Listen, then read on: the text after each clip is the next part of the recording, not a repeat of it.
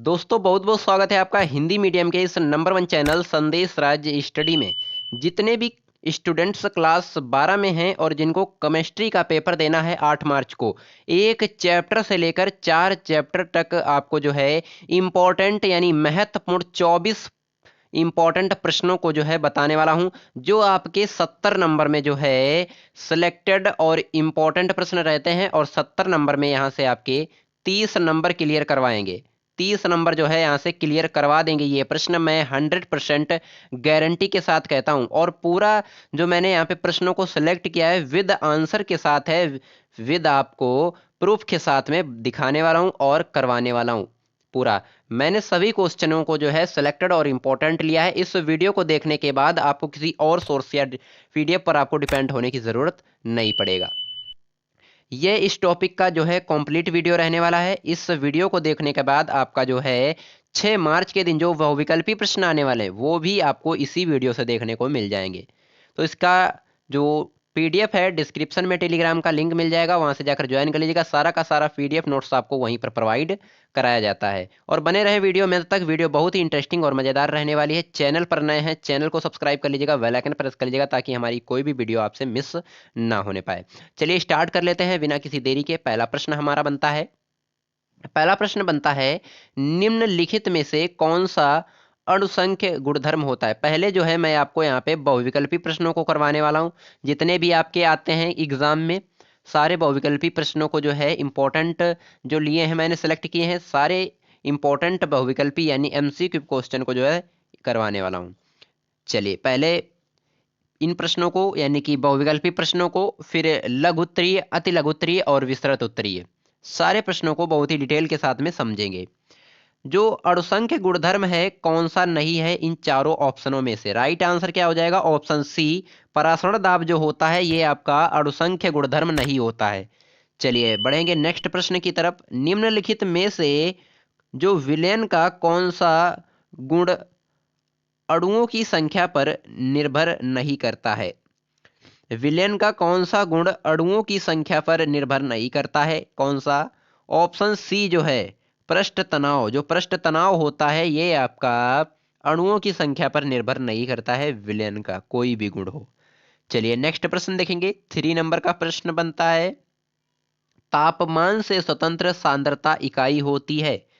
जो तापमान से स्वतंत्र सांद्रता इकाई होती है क्या होती है? ऑप्शन सी जो है राइट आंसर हो जाएगा मोललता। मोललता जो होता है, मोलरता नहीं भैया, मोललता तापमान से स्वतंत्र सांद्रता इकाई होती है। प्रश्न आपको याद रखना, एक एक नंबर के ये सब प्रश्न आते हैं आपके एग्जाम में। नेक्स्ट प्रश्न बनता है, हिमांक का अवनमन सीधा समानुपाती होता है।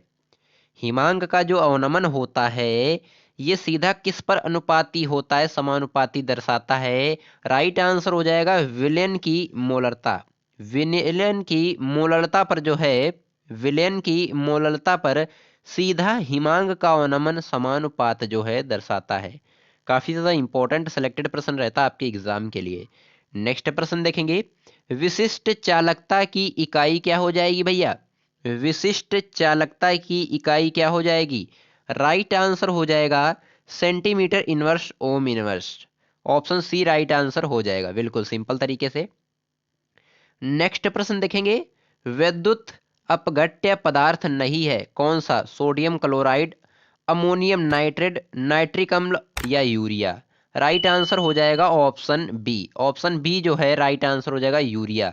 जो आपका यूरिया है ये विद्युत अपघट्य पदार्थ नहीं है, बिल्कुल सिंपल तरीके से। नेक्स्ट प्रश्न देखेंगे, 7 नंबर का जो प्रश्न है, अच्छे चालकत्व विलयन वाले पदार्थ होते हैं कौन से? प्रबल विद्युत अपघट्य, प्रबल विद्युत अपघट्य अच्छे चालकत्व विलयन वाले पदार्थ नहीं होते हैं, बिल्कुल।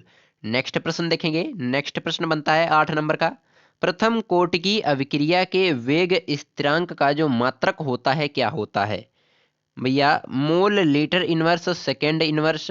ऑप्शन बी है mole litre inverse, option C है मोल सेकेंड इनवर्स। क्या हो जाएगा भैया? Option D. ऑप्शन डी जो है राइट आंसर यहाँ पे हो जाएगा।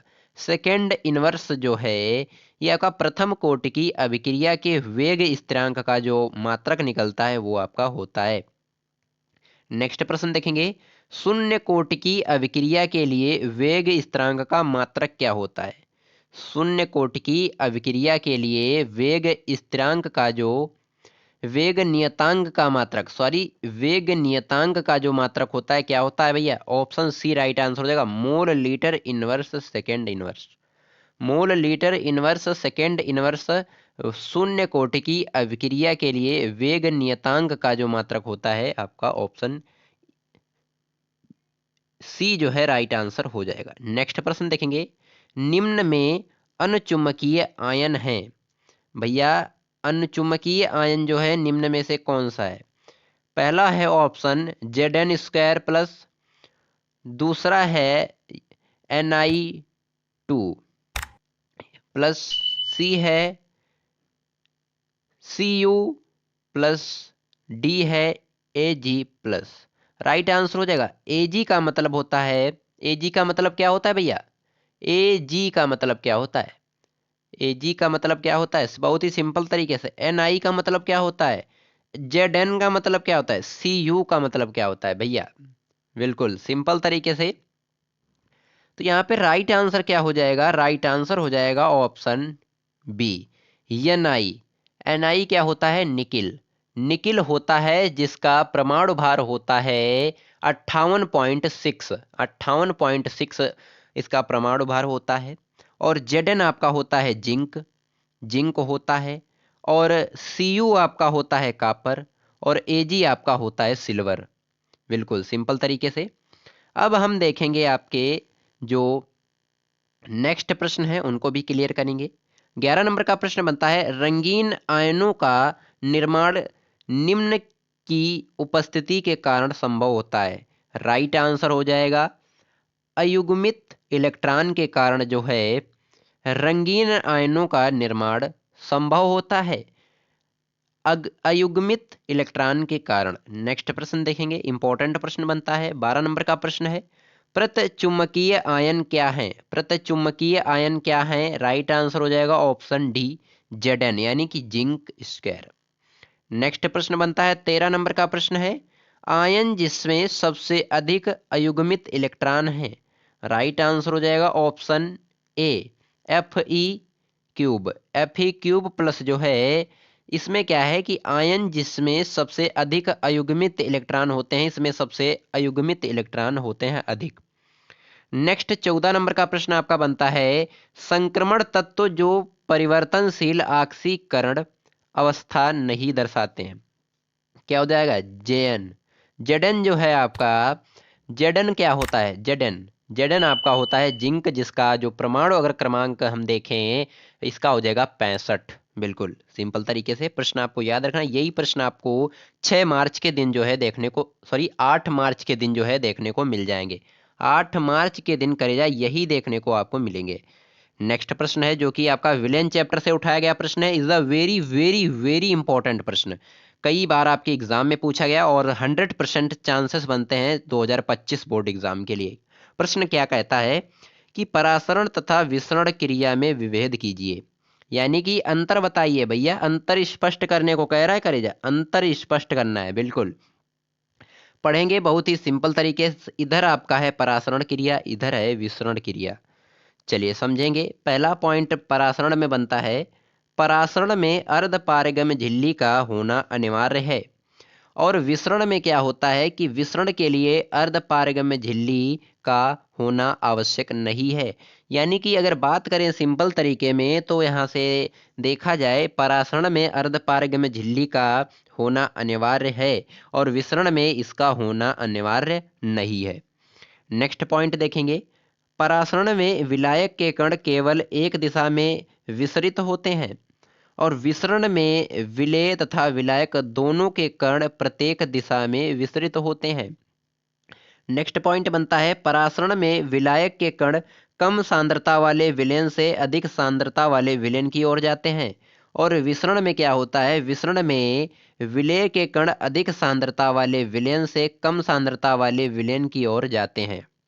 बहुत ही सिंपल तरीके से समझना है आपको। नेक्स्ट पॉइंट बनता है, परासरण क्रिया केवल द्रव अवस्था में होती है और विसरण क्रिया होती है ये तीनों अवस्थाओं में होती है। किसमें? ठोस, द्रव और गैस, यह तीनों अवस्थाओं में पूर्ण होती है। बस इन 4 पॉइंट को आप तैयार कर लीजिएगा। यहां से आपके एग्जाम में 3 नंबर क्लियर हो जाएगा भैया। 3 नंबर का यह टॉपिक आपके एग्जाम में पूछा जा सकता है। और अगर 5 नंबर में पूछेगा तो विसरण और प्रासरण की परिभाषा भी आपसे पूछ लेगा, तो इसे जरूर से कंप्लीट कर लीजिएगा। मैंने नेक्स्ट प्रश्न को यहाँ पे सिलेक्ट किया है, प्रतिलोम परासरण से आप क्या समझते हैं, उदाहरण सहित समझाइए। या इसी प्रश्न को ऐसे पर पूछ सकता है एग्जामिनर, प्रतिप्रासरण का उदाहरण सहित अर्थ स्पष्ट कीजिए। प्रतिप्रासरण और प्रतिलोम परासरण ये आपका एक ही बात होता है। प्रश्न को अच्छे से पढ़ना है, फिर आपको आंसर जो है टाइप करना है। यदि विलयन पर उसके परासरण दाब से अधिक दाब प्रयुक्त किया करे या लगाया जाए, यह अर्धपारगम्य झिल्ली के माध्यम से विलयन से विलायक का प्रवाह शुद्ध विलायक की ओर जो है होने लगता है। इस प्रक्रिया को प्रतिलोम परासरण कहते हैं। इसका प्रयोग समुद्री जल एवं कठोर जल जैसे आदि में किया जाता है। बिल्कुल, आप देख सकते हैं यहाँ पे जो है ये लवणीय जल है, ये शुद्ध जल है, और बीच में आपका लगा है एसपीएम यानी कि अर्ध पारगम्य झिल्ली, ये आपका लगा है। बिल्कुल, इधर आपका जल निकास है। और बताया गया इंपॉर्टेंट, यहाँ पे परिभाषा के माध्यम से समझेंगे। यदि विलयन पर उसके परासरण दाब से लगाया गया जो अतिरिक्त दाब हो, ये आपका पिस्टन है, इससे जब इस पर दाब लगाया जाएगा तो अर्ध पारगम्य झिल्ली के माध्यम से विलयन से विलायक का प्रवाह शुद्ध विलायक की ओर होने लगता है। इस विलयन में जो है जिससे विलायक का प्रवाह हो जाएगा शुद्ध विलायक की ओर। जितने प्रकार जो है, जिस प्रकार आपका शुद्ध विलायक होगा, सारा का सारा शुद्ध विलायक उस तरफ चला जाएगा। इस प्रक्रिया को जो है प्रतिलोम परासरण कहते हैं। बिल्कुल समझेंगे। प्रतिलोम परासरण के लिए आवश्यक दाब बहुत अधिक होता है। इसके लिए सेल्यूलोज एस्टीटेट की बनी झिल्लियों का उपयोग किया जाता है।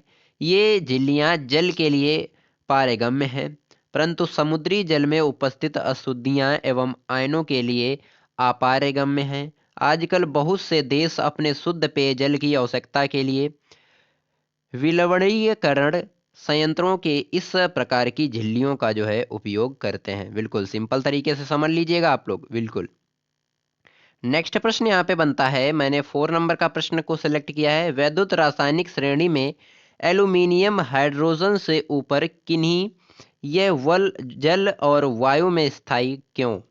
यह प्रश्न आपके एग्जाम में 16, 18, 24, 23 में पूछा गया है।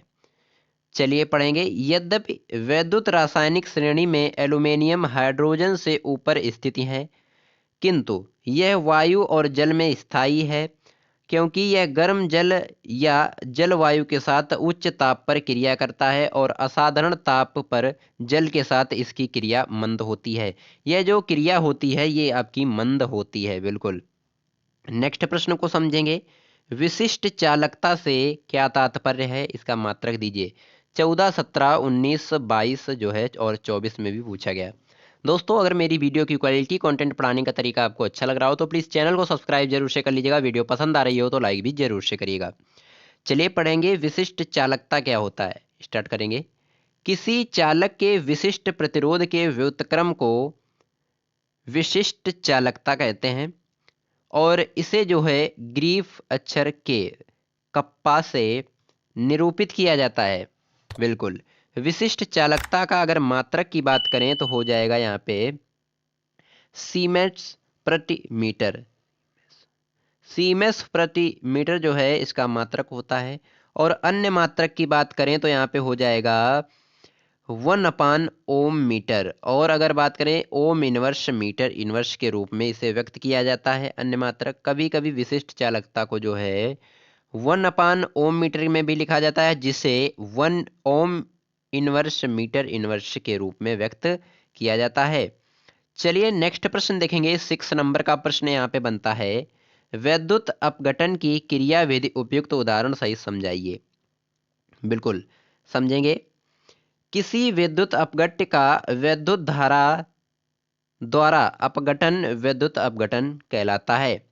वैद्युत अपघटन की परिभाषा हो जाएगी, किसी विद्युत अपघटन का विद्युत धारा द्वारा जो है अपघटन किया जाता है, विद्युत अपघटन कहलाता है। उदाहरण के माध्यम से समझेंगे।